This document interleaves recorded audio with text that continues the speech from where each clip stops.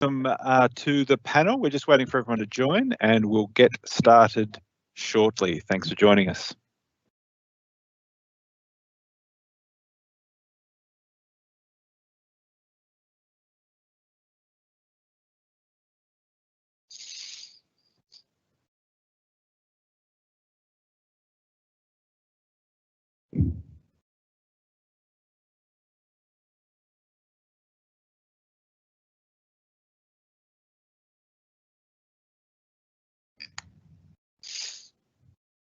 Thanks everyone for coming into the panel today. We're just waiting for the last few people to log in and we'll get started very shortly.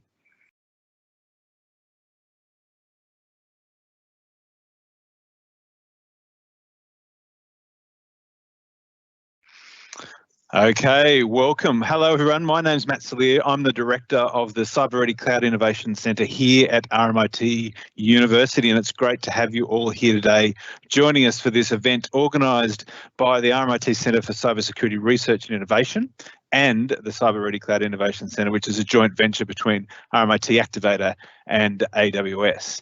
And this is all part of Digital Innovations Futures Victoria.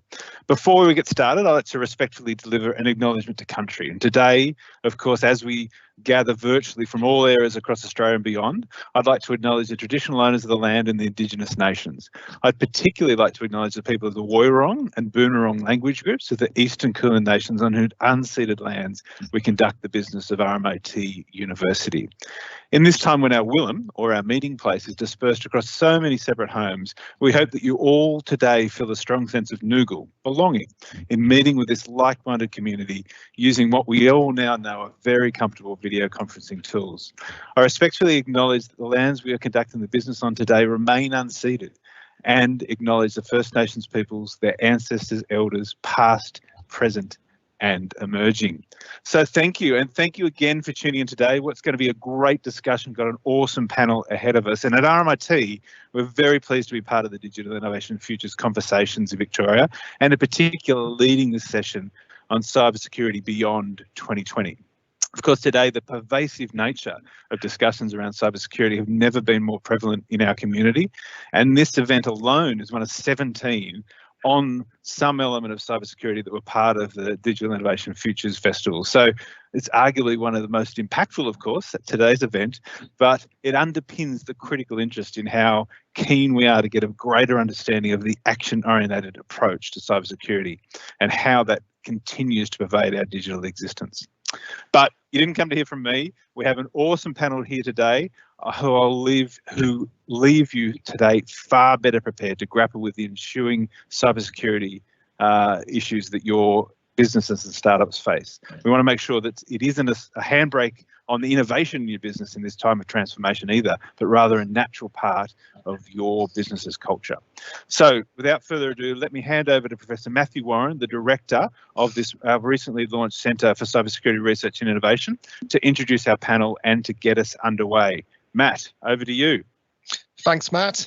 A great honour to be here, and it's a great honour to have such an excellent panel. So I'd like to introduce the panel. We have Susie Jones, who's the co-founder and CEO of Cinch Security. We have Vaughan Shanks, who's the founder and CEO of Sidearm Technologies.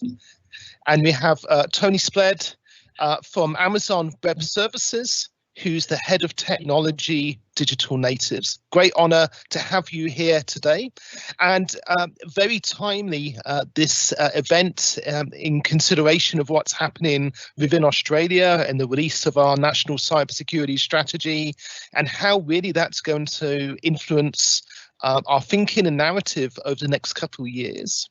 So what I'd like to do is I'll start with Tony. If you could just give us your views of what you think the future challenges and opportunities will be that will face SMEs and small businesses in Australia. Sure, thanks, Matt. Yeah, so in a lot of ways, I think that the challenges now are similar to the perennial ones. It's retaining and attracting talent, it's access to funding and cash flow, and it's finding product market fit. But specifically now, COVID has created a sea change in the digitization of the economy. And it's really forced us to rethink how we connect with consumers. So the opportunity that I see is finding a way to meet that market, finding a way to meet customers where they are. And I've seen research that it takes 2 months to form new habits. We've been in these restrictions for a lot longer than that now. And so it's fair to say that customer behaviors have changed. And the important thing for any company, but especially small and medium ones going through a growth phase, is how to create trust, right? How to meet your customers in a place where you can tell your story, and because no consumer, no customer is going to give you their billing details or their credit card if they don't trust you. So that's one big opportunity. The other thing is all businesses are going through this at exactly the same time. So there's a real opportunity to differentiate and set yourself apart. The risk is not knowing how to do that, right? So, but I think that's one key opportunity. Another one is the kind of coming off of this, the data that gets generated in a digital transaction and in aggregate can tell an incredibly powerful story about your customer and their behavior. And using that data historically has been a risk because the computation required to produce and train and tune models, as well as the data scientists to interpret that, have been expensive, right? And it's usually out of the reach of SMEs. Well, in the last year or so, I would say that's really changed. And what we see now with kind of the AutoML capabilities is it's come accessible to any company. And so a huge opportunity, something I'm really excited about, is the way that you can use that to benefit your customers and create value. And of course, the risk there is that data now is a value store. So you have to find ways to protect that data. And for us in the cloud, identity is the key control. Encryption is cheap. Detection can go deep. You can automate everything, and you've got the ability to scale your controls, right? So the capabilities are there, and if you don't have the capacity or capability on your team, there's an awesome ecosystem of partners and experts here in Australia to reach out to. So to me, those are kind of the two game changers, great opportunities for startups. Wonderful. Thank you, Tony. Susie, what's your view about the future challenges and opportunities? Yeah, I certainly agree with everything that Tony has said there. I guess a couple of things that I would add to that. Some of the challenges that are coming down the pipeline for small businesses are really on the back of some of the government changes that are being flagged. So there's a lot of talk about mandatory cybersecurity compliance regimes being introduced. They've been spoken about for quite some time, certainly the last couple of years. And that delay, but then now somewhat being accelerated, causes a couple of different challenges for startups and small businesses. For starters, industries have started to create their own mandatory compliance standards. Whilst they were sitting back and waiting for the government to do it, they decided not to sit back any longer. And so you're seeing these standards come through in different industries. So there's defence have some standards that they're now rolling out versus, APRA CPS 234. So unfortunately, there's been a splintering of these compliance standards, which makes it next to impossible for a small business to stay on top of. But then secondly, now the federal government is flagging that they will be introducing mandatory standards. And yet still there is absolutely no support out there to help a small business, first of all, actually pay for the audit. Audits in these things cost tens of thousands of dollars. But more importantly, there's very little information on who a small business can turn to get support to actually meet those standards. So I'm a big supporter of compliance standards generally, but only when they're backed and taken to market with people that can actually make it possible for everyone in the market. Otherwise, small businesses are going to be cut out of lots of big deals, lots of government work, and we're going to see further splintering and difference between big and small business, which is not what we're looking for here in Australia. No, some good points. Thank you, Susie. And Vaughan, what's your view about the future challenges and opportunities? Yes, so I would definitely echo what Tony and Susie said, that yeah, there is a lot of opportunities. You can literally reach anyone in the world now using the internet, and now you have a captive audience because many of them are isolated and they are looking for goods and services they can procure online. So there's if you can get it right, there's a real opportunity, but that's a big if, and I think that there are a lot of challenges. I think in terms of cybersecurity, the trend that we're seeing at the moment is cybercrime has definitely risen as a result of the pandemic. It was already rising at an alarming rate, but the pandemic has accelerated that. And right now, I think the biggest risk is business email compromise and ransomware. So they'd be the two major vectors that people should be aware of.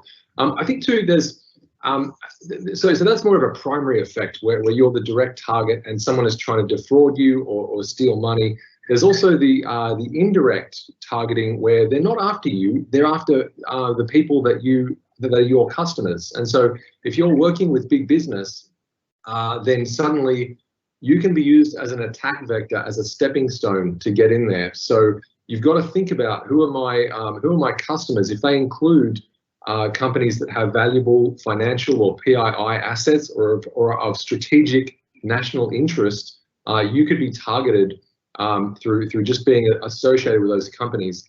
And I think it's true that even if you're not interested in cybercrime and you're not interested in information warfare, cybercrime and information warfare are interested in you, and that's not going to change. And as the PM said in the press conference on June the 19th, there is a kind of a new Cold War going on, and that's just the reality. And we have to all take steps to be more resilient as a society, and small businesses have a big part to play in that. So we have seen an increase in online business. McKinsey reports 10 years worth of e-commerce growth in the space of 3 months, which, like, if you just let that sink in for a moment, that's incredible. And that is a huge upside opportunity, as I mentioned earlier, but it's also, I start to think, who's protecting all of those transactions and how can we get this right? So I think it's important, and then we've got this suburban diaspora now of remote workers that has increased this attack surface. So I'm sitting at home here. If I have a smart light globe, someone might be trying to use my smart light globe to get into my home network, to get into my laptop so they can get into my corporate customer who they're really after. So this is like an ever-present sort of risk. Obviously, there are, if you've got the right advice, then there's ways to mitigate this and not be a victim. But it will be a challenge. And so really securing your business and doing it on a budget. And then also to Susie's point, like, when you have if you're working with corporate customers, so not serving consumers, but if you're a business that serves these large corporates, how do you meet their compliance standards so that you do not become a supply chain risk for them? Yeah, so a lot of opportunities, but balanced with a lot of challenges as well. Excellent, thank you, Vaughan. We have a number of questions to start exploring the different aspects of cybersecurity and the different issues. And I think something that sort of come out with those initial observations is actually the complexity of cybersecurity. And I think that would be something, we'll be touching upon with some of the questions. So it's wonderful, to have two proud Australian Victorian startup companies here on the panel with Cinch Security and Sidearm Technologies. And I'm going to ask Susie and Vaughan the next question because it actually relates to innovation and startup, and it's, what do you think the role of innovation and startups will be in helping the Australian economy in the post-COVID-19 recovery? I'll start if you like, Vaughan. I think we're going to be massive contributors to the recovery. I think because startups, founders, innovators, entrepreneurs, whichever label you want to give us, we are used to being nimble. We're used to change. We're used to uncertainty, and like it or lump it, we're more comfortable in this space. So whilst I would not say it's been easy for anybody working in startups over the last 6 months, not by a long stretch, I would say that our resilience has been tested, I think, a bit less than many many areas in corporate. Certainly many of my friends and previous colleagues have found these last 6 months far more challenging than perhaps we have, because we're just so much more used to uncertainty. That also means that we have less baggage that we're holding on to in terms of being able to drop it and go after a new opportunity that's in front of us. There are many new opportunities facing Australia in the next 6, 12, 18 months throughout this recovery. There are lots of gaps that we're now discovering in this new digital world. And I think overall our innovation sector is ready to pounce and to close those gaps. What we really need is those people on the other side with the money to be ready to buy what we're offering. But I think in terms of having the skills and the gumption to get after it, I think the startup ecosystem is definitely there. Thank you. Vaughan. Yeah, I would agree with Susie's point. You know, to use a maritime metaphor, a large company is kind of like an oil tanker. Like if you decide you want to turn, you're going to need you know, a bit of a notice period, and you know you've got this tiny rudder, big vessel. It's going to take a while to change direction. Susie and I here are driving little speedboats, so obviously we can't haul the same you know, the same load as an oil tanker, but we can move much quicker. And if you imagine a flotilla of little boats, that's what the startups are. And you know, I mean, that's how the Dunkirk evacuation was done, for example. So a large number of people moved by a lot of little boats. You know, and I think, yeah, the startups can identify, I guess, gaps or unmet demands. So, for example, you know, when I went into lockdown, I am, you know, being a Melbourneite through and through, and actually sorry, I should say Melburnian through and through, and I'm actually an alumnus of RMIT as well, so a little hat tip for RMIT there. I love my coffee, and my options for cafes are not so great, and so a company I know, and hello to Coffee on Q if you're out there, they have converted their mobile coffee cart business to an entirely online delivery service, and I'm having high quality espresso beans delivered to my door, and it's fantastic. And so they can shift very quickly, you know, make split second decisions and you know, pivot their business model like that. So I think that's quite valuable. I think if you look specifically though at security startups, which is the area that Susie and I are most familiar with, obviously, you know, we've spoken about the you know, the rising challenge, you know, the increased attack surface that this new pandemic presents, and the online presence. So I think these smaller startups and you know, people that are making a living through innovating, you can really find ways to solve these challenges of scale much better. So, you know, doing security at a large bank is not a big stretch. I mean, you have these vendors out there. You probably know who they are already. You contact them. They bring in this high-end kit. You've got a huge budget. You've got teams of security architects to deploy it. It's not a big deal. This has been done for decades. How do you scale that down to something the size of a pizza shop, you know, or an accounting firm? How do those people manage to deploy the same security as a bank? Because they're going to need it, right? And so this is where, sorry, Susie? I'll give you a hint. They call us. I was about to say one option is you call Cinch, and they can equip you with all the right tools to get that done. But you know, you're not going to see these solutions deployed without having you know, innovators at the front lines figuring it out and doing that build, measure, learn cycle, like just colliding with the market, testing ideas, getting feedback, coming back stronger, having direct conversations with individual customers, finding out their preferences, finding out what learning modes and what security controls work for them and are convenient and can be understood. So I think you know, scaling, we have a skills shortage in cybersecurity. It was a problem before the pandemic. It's an even bigger problem now. How do we take the expert advice and the know-how that's out there and democratize that out so that all of these smaller businesses can get a piece of it and can all achieve that protection? And I think, you know, there's a vast space here for innovative solutions. I know Susie and her team are working hard to deliver their piece, but I think there's a lot of other really interesting problems of how you scale out and democratize this at a smaller level. And I wonder if I can just bring Tony into this in terms of your role looking at digital natives, whether, from that perspective, whether you have an opinion regarding the role of startups and innovation. I work with startups every day, and so it's exciting to be at the front lines with you guys. The thing that I would say is what innovation looks like is experimentation, and so I love the way you both touched on it, like the way that Vaughan calls it build, measure, test. The way that you rapidly iterate through ideas as you're looking for the answer, and so that we have the concept of at Amazon of the one-way door, two-way doors. One-way decisions are really hard to reverse, right? You can't revert easily out of them. Two-way decisions are not.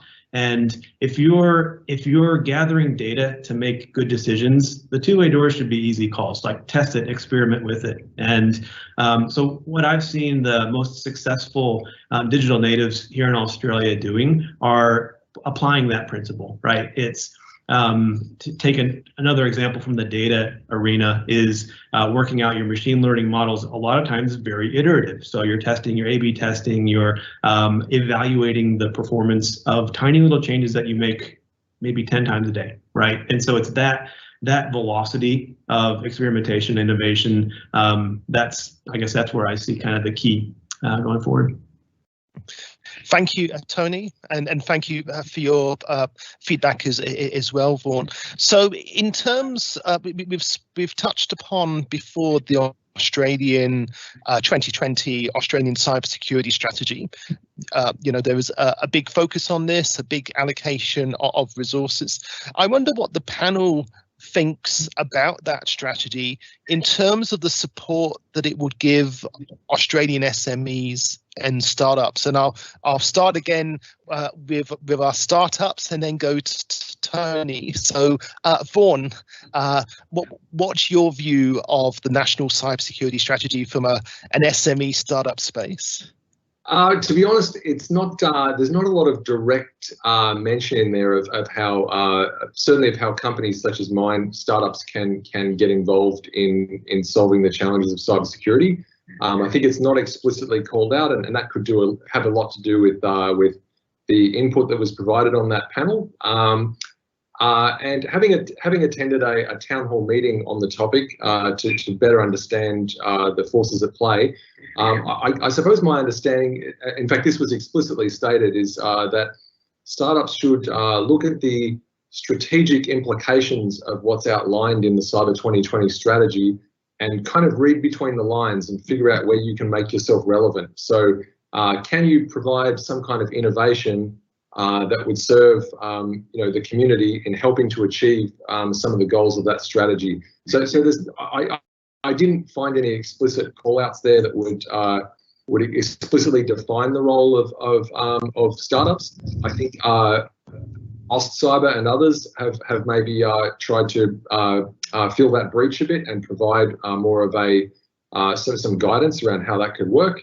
But really, we're sort of looking at I suppose a kind of trickle down economics to get to get startups involved in solving the problem. But we're adaptable. We're good at problem solving. We're good at finding problems and then figuring them out. So we'll figure out a way to do it. Thank you, Susie.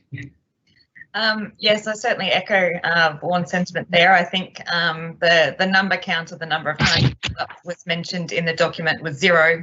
So I think that's 1. So I think that's pretty telling on where we were on the priority list. But I also don't think we should have been up the top of the priority list. We have not yet proven ourselves. That's the very nature of being startups and innovators.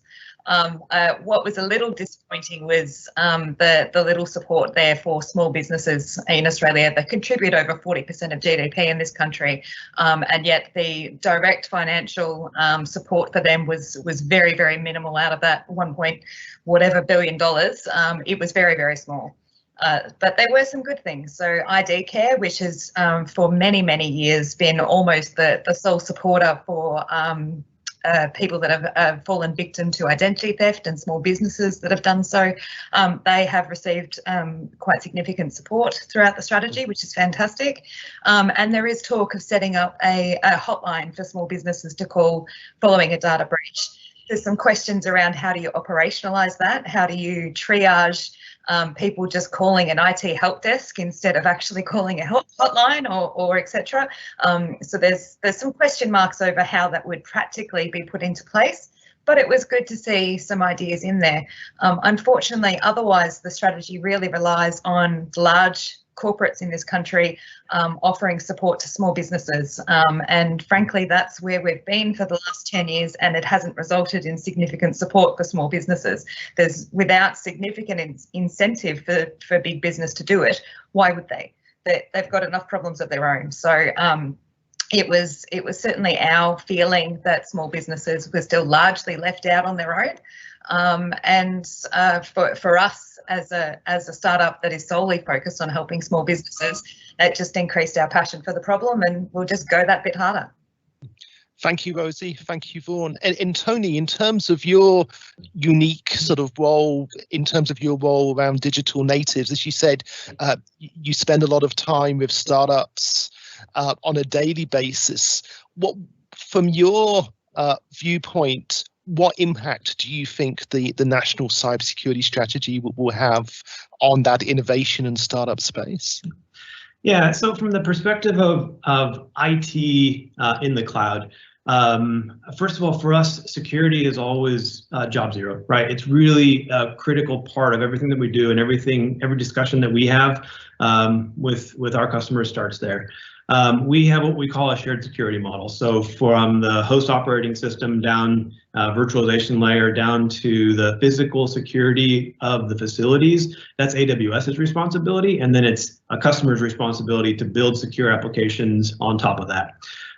We offer a lot of tools, blueprints, quick start guides, and help to do that, but it's a complex topic. And so I think that anything that increases the awareness and accessibility of cybersecurity safety for both individuals and businesses is good.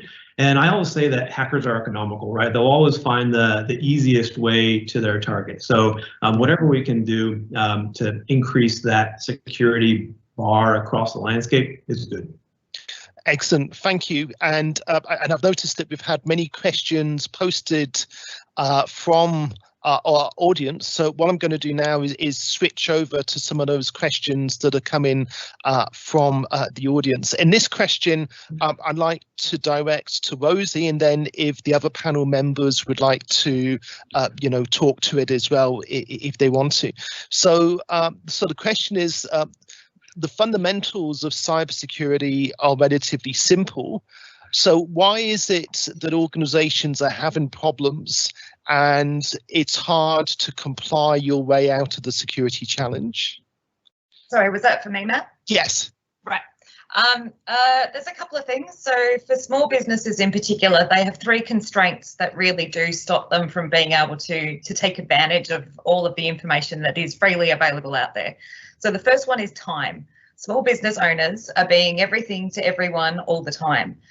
So actually finding the time to sit down and learn something new, you're talking about your accountants, your lawyers, your doctors, your physios, the time that they have free to sit down and learn something new that is so foreign to what they do every day is incredibly small. And their interest in doing so is a lot of the time even smaller.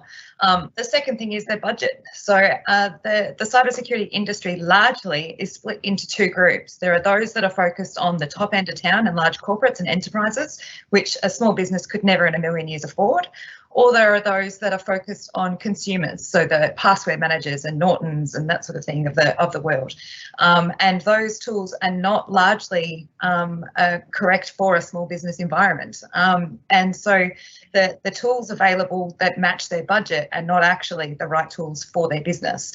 And lastly, and I think we've all touched on this, is the actual skill and the expertise that they have within their business. A lot of small businesses don't even have a regular IT support provider that they have. They don't have these sorts of arrangements with somebody that has any sort of tech background. So when they go on to the sites that are provided, like cyber.gov.au, they get very generic advice. Just generally have a look at the Essential 8 and figure that out. Generally enable multi-factor authentication, but not specifically how to do it. And so that's why with our business, that's why we tailor our programs per business and tell them specifically how to do what needs to be done within the technologies that they use, because without that specific advice, they're never going to be able to make it happen. Thank you. And I don't know if our other panelists would want to add to that. Yeah, so my perspective is there's sometimes a tendency to approach cybersecurity like you would approach other problems. And the reality is that it's such a high stakes game that you really need a different approach. And so for instance, that in the cloud, again, thinking from that perspective, the importance of automation and setting up your detection controls so that any in the middle of the night when bad things start to happen, you're not waiting until the next morning or when someone gets a page to find out. So it's having detection in place and then having the automatic remediation to go with it. So thinking from that perspective isn't maybe as natural, and I think that shift is possible, and the tools are there, and the assistance is there in terms of experts who can guide you through it. Taking that step though would do a great service to your customer, to your company, and to your customers, and it's something that, yeah, I just wanted to throw out there. Yeah, thank you. I would just add to that that you know, while the concepts of cybersecurity are fairly simple, like okay, let's maintain confidentiality, integrity, and availability. Right, can't be that hard. Follow good advice. It's the execution that's difficult. And if you look at recent breaches, you know, big vendors who ostensibly, you know, security is their business, you know, Oracle, Cisco, F5, you know, like often security products get breached. This is a rapidly evolving space, and it does require a lot of maintenance, and you can't actually rely 100% on so-called secure products because some of them by next week will not be secure anymore. So, you know, I don't want to be too doom and gloom, but yeah, it's definitely you know, and as a small business owner and cybersecurity startup, I mean, you know, people such as Susie and myself are probably in the best position to have good security, and it's hard even for us. I mean, if Cisco can get like horribly breached on one of their main like core router products this week, then you know, you have to think like how is a SME who aren't even in the security field, how do they stack up next to that? So yeah. Can I also add one more thing, Matt? One of the things that's really come through in the last 6 months that can quite often get missed in these sort of conversations when we're talking generally about small businesses, but just think about what small businesses had to do 6 months ago in order to simply survive. So overnight, they had to create an entire tech stack that could turn a business that was stuck in an office every day to being virtual overnight, because if they didn't do that, they weren't going to have a business anymore because of COVID. So these business owners had to make incredibly huge transformative decisions very, very fast. They had to pick their technologies, they had to buy new devices, they needed to sort out Wi-Fi in all of these home offices, and then they just needed to get back to work as fast as possible because it was immediately impacting on revenue. So when is the right time for a small business owner to go back and question all those decisions that they made and figure out the security for those things? So nothing that has occurred to small businesses in the last 6 months has been easy, and not only that, it's not over yet. So you know, the very dire financial impacts that are being felt by small businesses, even in industries that have not directly been impacted, is very big because everybody's wallets closed in March and very few have reopened. So it's a question of when is the right time to invest in security when your revenue is still going down. Thank you. I have another question. In this question is from Tracy, and Tracy's from an SME startup. So this question is going to be for Rosie and Vaughan, and then on to Tony. And again, it's so Tracy is asking, where can she get information about cybersecurity awareness for SMEs and startups? Is there, a starting place or a resource that she could go to start to find out about this area?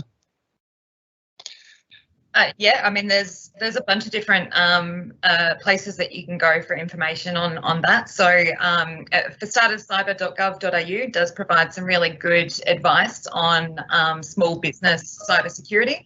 Like I mentioned before, it is general, but it's a really good, solid place to start.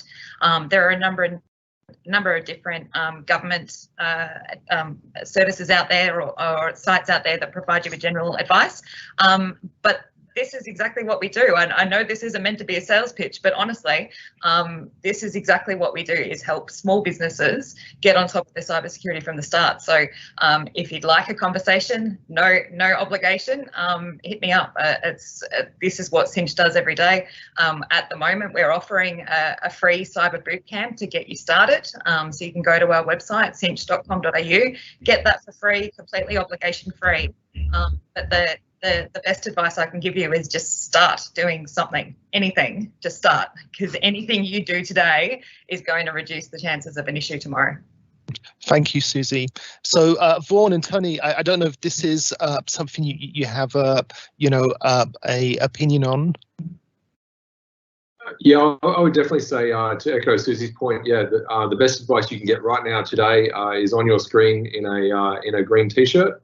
So start there. But yeah, also the sources that Susie quoted, I would say too, just be careful of, it's a bit like when you've got, some medical symptoms and you just go Googling to see what, Lifehacker can tell me how to secure my stuff.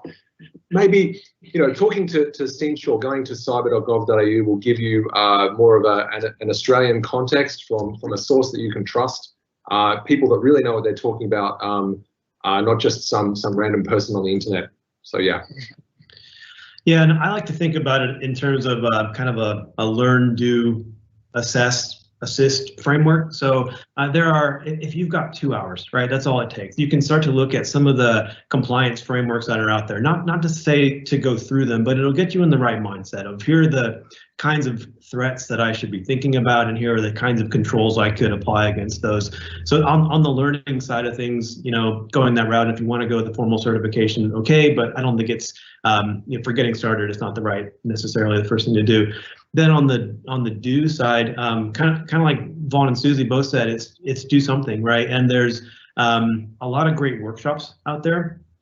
If you want to get started using some of the security tools, quickly, that'll take you through. And again, it's a couple hours is all that the commitment is, and start to use those tools. And once you've got that in place, then you can do the kind of the assess action. And there's two kinds of assessment, right? You can do a point in time assessment snapshot sort of a thing, like go deep, look at holistically, what are my maybe my soft spots or problem areas, but where you really want to get to is continuous compliance, right? When you've achieved that, that's kind of the holy grail. And then there's plenty of assistance. Again, partners, sidearms, Cinch. Like the way to get help is not hard. So that's kind of my mental model for how I go about it.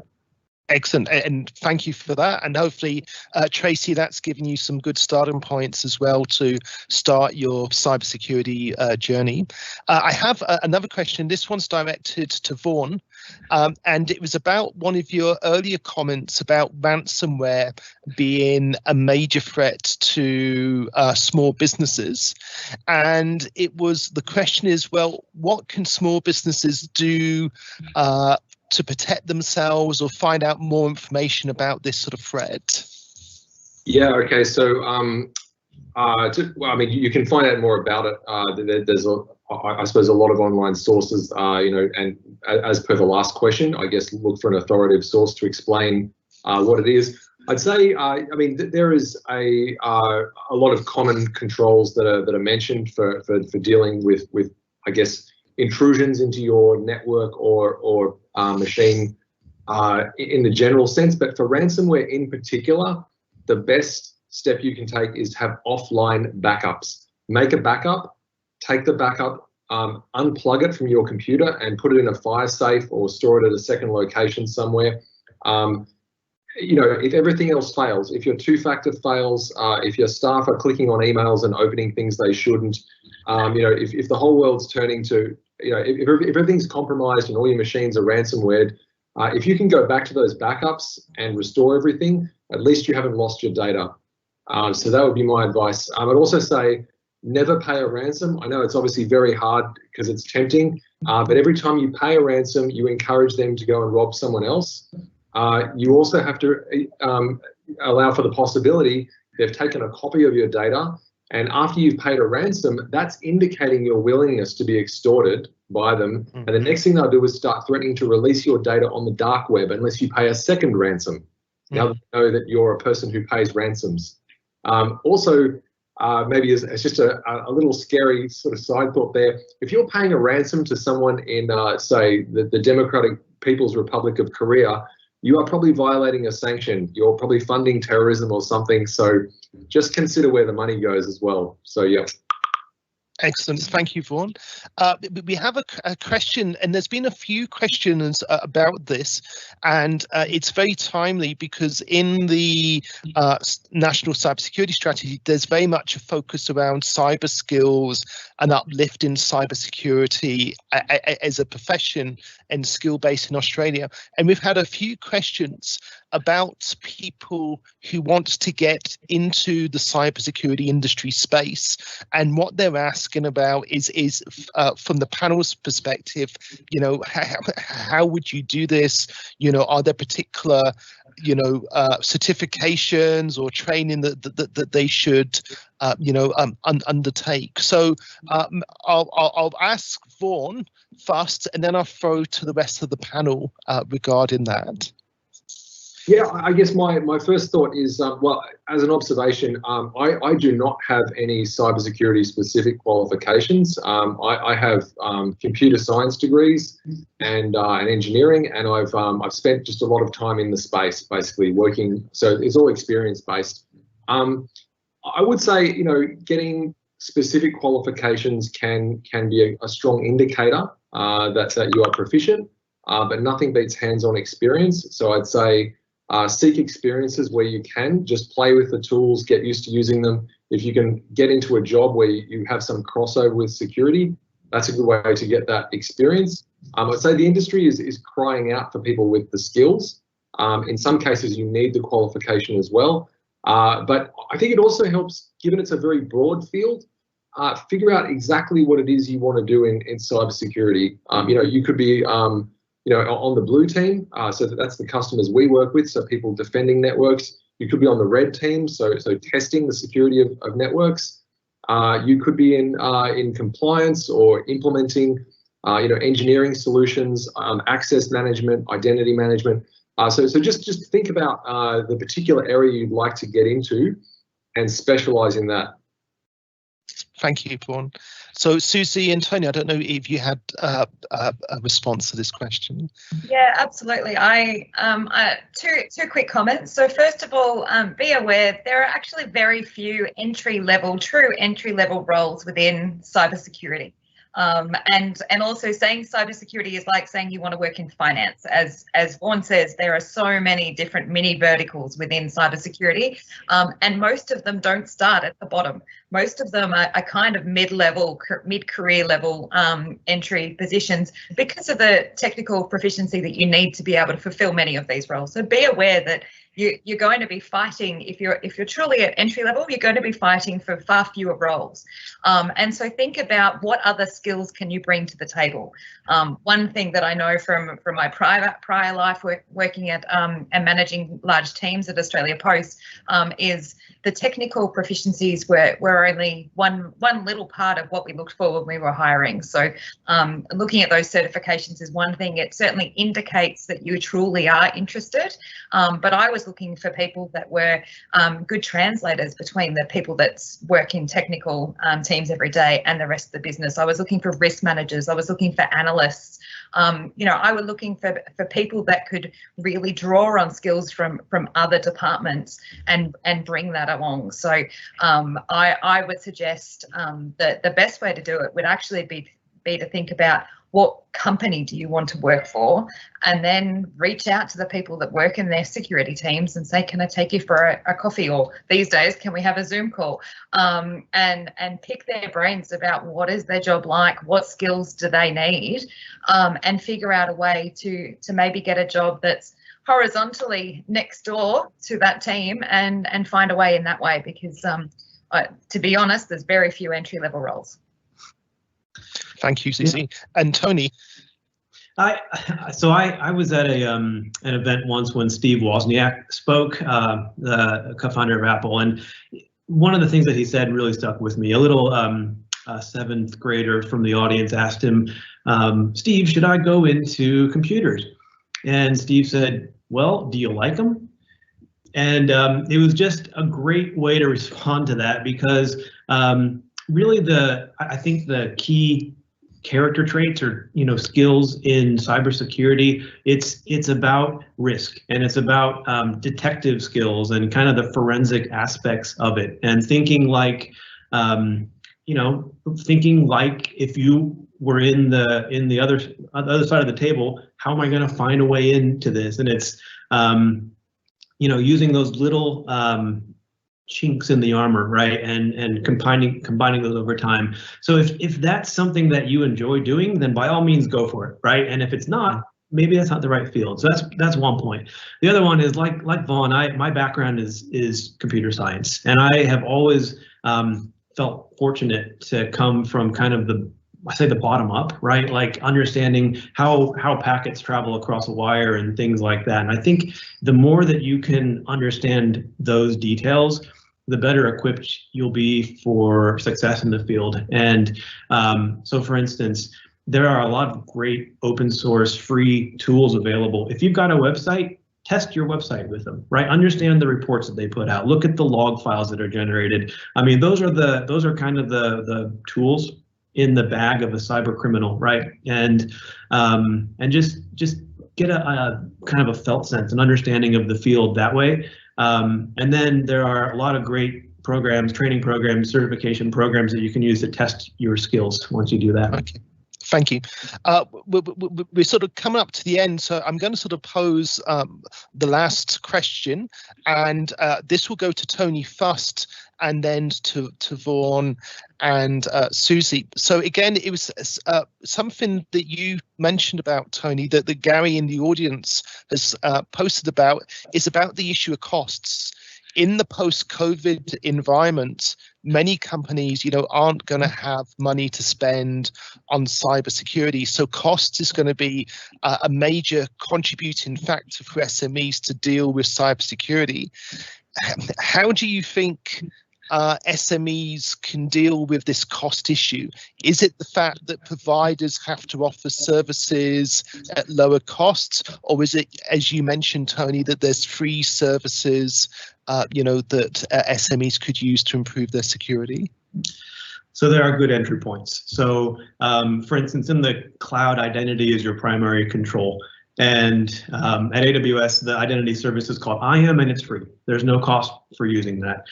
Similarly, we have a service called Shield. It's a DDoS protection tool, also free, right? So there's a lot of entry level, say, free options, as well as the open source tools that are out there that are essentially, no risk to try. And then that opens a great door then to kind of figure out where the focus areas need to be. And if you need to bring in an expert, or you need to, have higher order services on top of that, that's the right way to go about that. But I don't think it has to be cost prohibitive. Okay, thank you, Tony. I'll pass over to Susie and then Vaughn. Yeah, sure. I completely agree with what Tony has said there. So in all of the different services that you use, there will be cybersecurity controls built in, but chances are they're not turned on out of the box. The reality is most of the SaaS products that we use today are built for ease of use and for convenience first, but that's not to say that cybersecurity hasn't been built into the background. But you need to go into the settings yourself. You need to learn that they're there, and you need to figure out how to use them in the best way for your business. So if you're not going to spend money, then you've got to get pretty familiar with the back end of each of the services that you're using.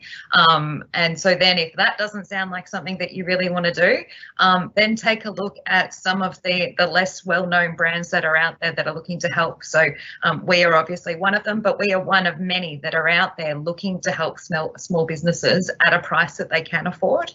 And you also don't need to sign up for, don't think about a one-off health check. It's not about doing a one-off check and then going off and working on a report for the next however long. Think about what are the steps that you can take incrementally, and also prioritize. The last thing I would say is have a look at what are the most important, most sensitive things in your business. For most small businesses, frankly, that's going to be email. How can you lock down email and protect that? And prioritize based on the riskiest technologies and devices that you use, lock them down, and then you can work slowly on the other bits.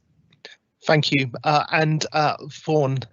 Yeah, I would to just segue from what Susie said. Yeah, on most platforms, your email is your identity. If your email gets compromised, you're done. Like at that point, you've got to find a way to get back in and kick the attacker off, because that's going to be pretty bad. So secure your email. I would say too that if you have a choice, if you're starting a new business, and I know if you've got an established business, you've already selected your tech stack, it's then hard to go back and change those decisions. But I'd say be very wary of vendors, and I won't throw any in particular under the bus, but it's easy to discover who bundles security as an upsell. So click this button, we'll charge you 5 times the license fee, and you can have these security features that, well, everyone recommends that everyone should have. Now, and that's not to say that vendors shouldn't. There is a place for handing this stuff out as part of a standard offering. I think that's good. I think there's also a place for charging people incremental amounts, because you have to, I guess, recoup some of the cost of delivering, for example, comprehensive logging and alerting is. But just I'd be very careful of anyone who says, oh, if you want 2-factor, oh, you're going to have to pay the enterprise tax for that. So don't get trapped on those platforms. And when you see it, call it out. Even though I've just said I'm not going to call it out, but at least not in this forum. The other thing I'd say is, as with a lot of these kind of problems that get complicated quickly, if you can shift left and go back to and get the basics right, I think that's important. And I'd say the number one thing, and I know Susie will agree 100% with me here, is the mindset of you and your employees and how you lead them in that mindset. So, for example, you wouldn't go for a walk outside your house. Obviously, if you're in Melbourne, you'd have a mask on and you'd be keeping within 5 Ks and under an hour. But you wouldn't go outside your house and leave the door wide open, right? So someone could just walk in and rob you. You wouldn't go to the pub. Well, you wouldn't go to the pub right now, but in a few weeks' time when you go to the pub, you're not going to go to the bathroom and leave your wallet sitting on the counter, right? You wouldn't do that. So if people take that kind of street sense that you have in the physical world and start thinking about what the analogs to that are in the cyber world, I think at that point when you deploy those controls, people are going to take it seriously and understand the intent and do a much better job of complying with what you ask them to do as a leader. And then secondly, of being able to tell you when they see things that are amiss. So I had a staff member recently say to me, "Hey, did you send me this email?" And I said, "Well, that's." He said, "Because it doesn't sound like you." And I said, "No, that's not language I would use, and it's actually not my email address. They're just using my name." And yeah, there was just some odd expressions that maybe didn't translate well from Russian. And I was like, "Yeah, well done for calling it out and for not clicking on that." So just be I think they talk about your firewalls and the different layers of the stack. I'd say your layer 8 firewall is probably the most important one. So yep, the education piece. Okay, thank you. And I'll pass over to Tony because you just put your hand up. I just wanted to echo that. Yeah, that's an awesome point. It's the culture, right? And it's free, right? You can create a culture of security mindedness that doesn't cost anything. Encouraging people to rotate passwords or forcing people to rotate passwords frequently, choose secure passwords, not respond to requests over the phone if they don't have a way of knowing that it's you. These things, it simply is a mindset. It's cultural, and especially in a small company, you can walk around everyone's desk and make sure they've got this message or they're practicing these things. Doesn't cost a cent. Okay. Thank you, and I'd like to thank the panel and also thank you to the audience, because the audience has been posting so many questions, and really with the number of questions that have been posted, this event should be a 2-hour event because there's been so many questions that have been posted. That what's obvious is people want advice. They want to know how to deal with these sort of cybersecurity risks and issues. What are the different impacts, the different sort of types of technology. So I think what we're seeing with the questions is there's a lot of awareness of what the issues are, and as the panel has been talking about, it is where to get that sort of advice from. So I'd like to thank Susie, Vaughan and Tony for spending your time today and sharing your thoughts with the audience. And on behalf of the RMIT Centre for Cybersecurity Research and Innovation and the RMIT Activator, who operates the Cyber Ready Cloud Innovation Centre, we'd like to thank you, everyone who's attended this event. So this event, as Matt Sallier mentioned, is part of the Digital Innovation Festival, the last day of which is tomorrow. So it's been a 2-week online festival, really highlighting across Victoria, highlighting different issues of technology, different issues of cybersecurity, and it highlights the importance that technology has upon everyone in Victoria and Australia in terms from a personal perspective and also from a professional perspective. And the Victorian Government Digital Innovation Festival is an ongoing event that's repeated every year. So hopefully next year it will be physical events rather than the virtual events. So I hope everyone enjoyed the event, and I hope you all keep safe in these current times, and you all have a good afternoon. Thank you, everyone. Thanks, Matt. Thank you. Thank you.